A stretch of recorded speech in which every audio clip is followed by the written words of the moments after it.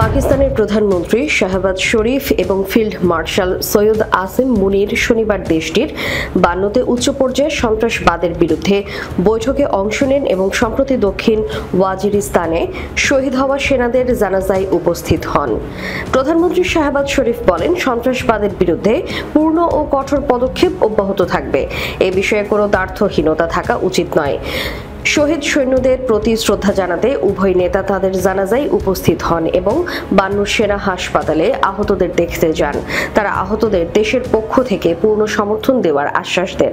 শাহবাজ শরীফ আফগানিস্তানকে সরাসরি আক্রমণ করে বলেন, পাকিস্তানের সন্ত্রাসী কার্যক্রমের মূল নেতৃত্ব ও সুবিধাজনক ব্যক্তিরা সীমান্তের ওপারে অবস্থান করছে।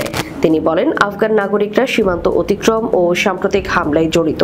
কাবুলকে সতর্ক করে শাহবাজ শরীফ বলেন, পাকিস্তানের সঙ্গে ইতিবাচক সম্পর্ক গড়তে হলে বিদেশি সন্ত্রাসী কর্মকাণ্ড অবিলম্বে থামাতে হবে।